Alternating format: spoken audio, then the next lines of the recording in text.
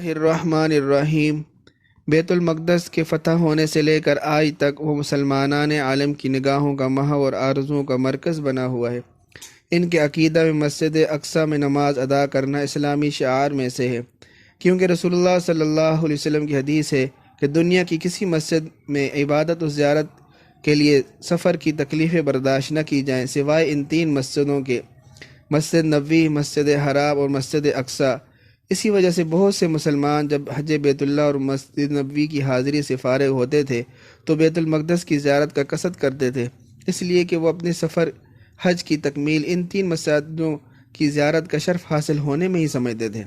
اور کسی تعجب کی بات نہیں، کیونکہ ایک مسلمان جب بیت المقدس کی زیارت کرتا ہے اور اس روح پرور مناظر کو دیکھتا ہے تو اس کا ذہن ان برکات کی طرف چلا جاتا ہے جو ہزاروں سال قبل اللہ تبارک و تعالی نے سیدنا ابراہیم علیہ السلام پر اسی سرزمین پر نازل فرمائی۔ بیت المقدس وہ بلند مرتبہ سرزمین ہے جس میں داخل ہونے کی آرزو حضرت موسیٰ علیہ السلام نے کی تھی، اور مصر سے آنے کے بعد بنی اسرائیل کو ارض مقدس میں داخل ہونے،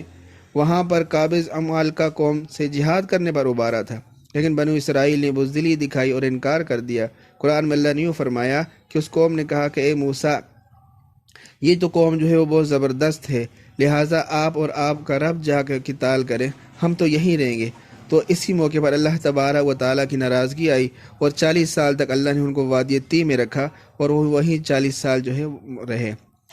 تو بیت المقدس کے مناظر و مشاہد کا دیدار کرتے وقت بندہ مومن شب اسریٰ و معراج کی یاد میں کھو جاتا ہے اور رسول اللہ صلی اللہ علیہ وسلم کے قدم مبارک تلاش کرنے لگتا ہے، براق کے باندھنے کی جگہ کا مشاہدہ کرتا ہے، اور ان انبیاء علیہ السلام کی یادوں کا چراغ اس کے دل میں روشن ہو جاتا ہے جنہوں نے اس مبارک شب میں حضور صلی اللہ علیہ وسلم کی اقتداء میں نماز ادا کی تھی۔ قرآن اور حدیث میں بیت المقدس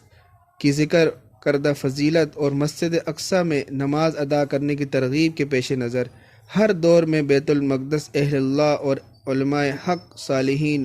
امت اور صوفیاء و تقیہ کی جائے پناہ رہا ہے، جہاں ان پاکیزہ نفوذ نے زندگی بسر کرنے اور اس کا پیوند خاک بننے کو ترجیح دی۔ ان میں کتنے جلیل القدر صحابہ کرام ہیں اور علماء دین ہیں اور کابرین صالحین ہیں، بہت سے نامور مصنفین، محدثین، محققین ہیں۔ انہی مشہور شخصیات میں سے جنہوں نے بہت جو ہے بیت المقدس کو مدتوں اپنی عبادت و دعوتی زندگی کا مرکز اور تزکیہ نفس و اصلاح باطن کی سرزمین بنایا ہے۔